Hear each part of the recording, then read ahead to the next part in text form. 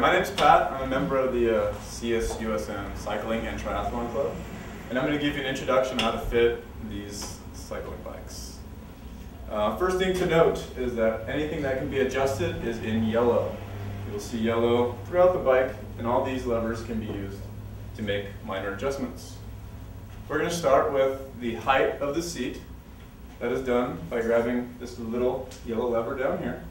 And the way to do that is you're going to raise your right leg parallel to the seat at a 90-degree angle. You're going to drop this seat down or up, raise, until it's going to be level with your trochanter or where your femur meets your, this part of your hip. So right about there, 90-degree angle, we're good. Second setting is your seat distance or maneuverability. What you want to do is you look for the center of the seat post. And you want to put that center to where your seat post is as well. The way to do that is pull down on this lever and it'll turn, and then you can tighten it back up. And that's the seat. Third step is to adjust the handlebars. Ideally, you want your handlebars to be level with your seat height. So you adjust accordingly from the front, down, and we're good. At this point, you're on the bike. At this point, you're ready to mount your bike. To do so, get on carefully, sliding your feet into the little cuffs.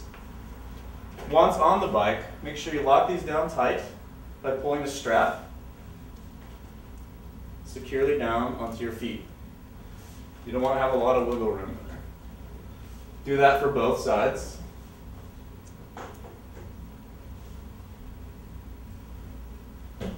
Make sure that's a comfortable feel. Once you're in that position, you're ready to check your handlebar distance. Ideally, you want to have the forearm resting on the middle of the handlebar in a comfortable position. If it's not, again, go to your yellow lever right here. That way you can slide back or forward so your forearm is resting comfortably in the middle. For beginner riders, just want to make sure you're comfortable in the upright position. You don't want to be extended out too far. And if you're cycling, you start feeling any pain in the top of your back, your lower back, you're going to want to adjust either your seat height or maybe your handlebar distance, bringing that in or further out. Once you're on your bike and pedaling, you can check for comfort. If everything looks good, put your feet at a 90-degree angle, both pedals flat.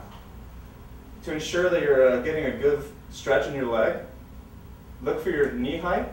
Make sure that is center with the middle of your pedal. So you should have from the top of your knee, look down, and it should be covering right over the middle of the pedal. And that's pretty good. An ideal cycling position is that when you have your foot fully extended down, your ankle is relatively flat, maybe at a slight degree angle, and your knee is not fully extended.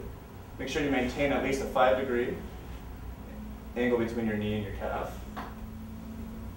And if it's really close at the top, you're extending up too high, it'll also be uncomfortable. You'll want to adjust for that.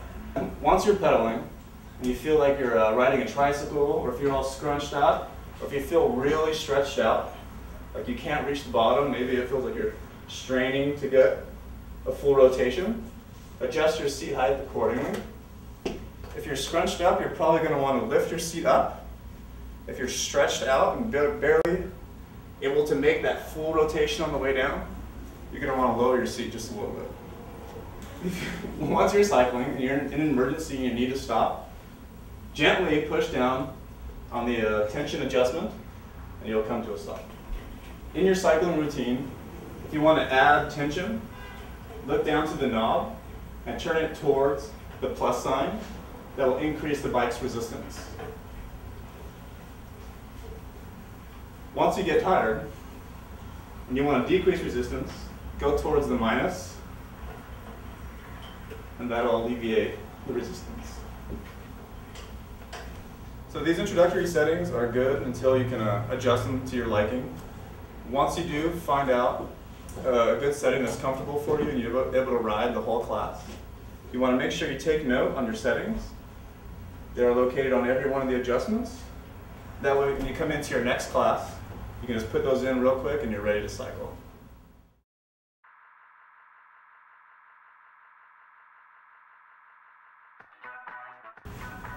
Oh hey, you caught me doing my indoor cycling workout program that we are starting up here at the dorms. First things first, when you're doing an indoor cycling program, is to have a fun, safe, and enjoyable time. And the second most important thing is to know your own limits. You know your body more than anyone else. And if you're just starting an exercise program like the indoor cycling program, it's recommended that you see your doctor. This is exactly what not to do during a spin class. You always want to be in control. And the only way to do that is to have a smooth and steady cadence with some sort of resistance on the wheel. The only time we should have no resistance is during a cool down or a warm up. During your cycling workout, you want to rate your body performance from 1 to 10, average being from 5 to 8, 10 being the hardest during a sprint or a hill climb, and 1 being your cool down or your warm up.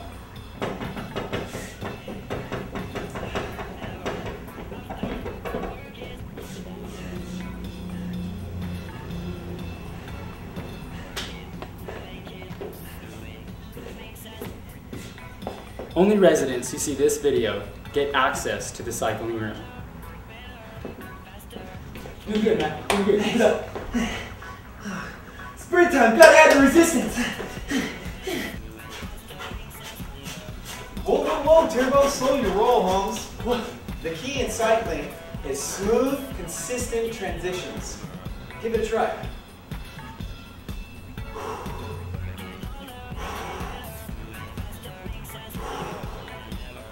Much better. That's how you cycle.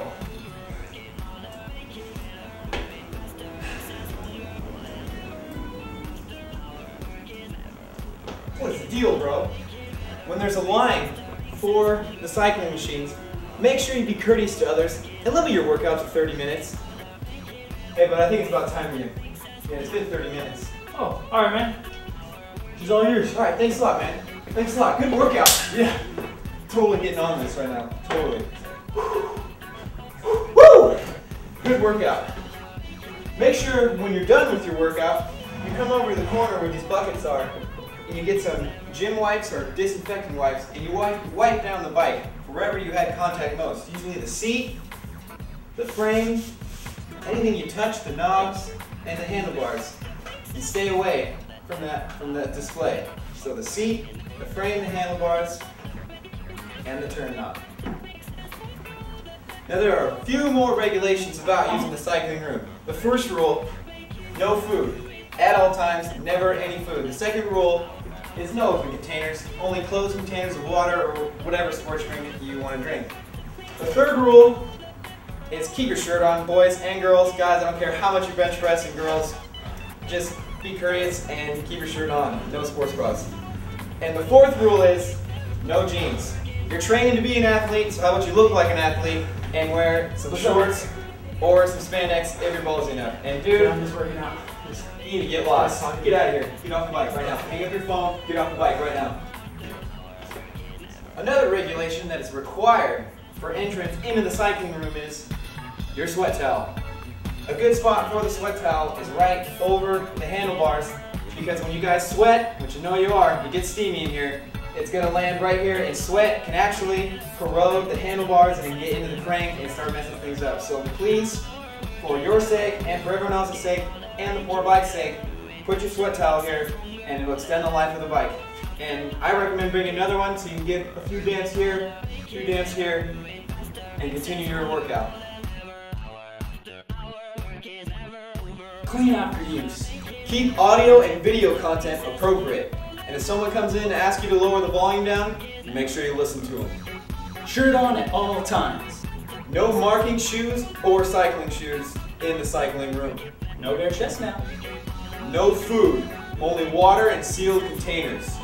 No jeans. Don't even think about touching the TV or the stereo cabinet. Sweat towel and bottle of water required at all times. Hours of operation, check the door! If you have any comments or questions, check the UVA front desk.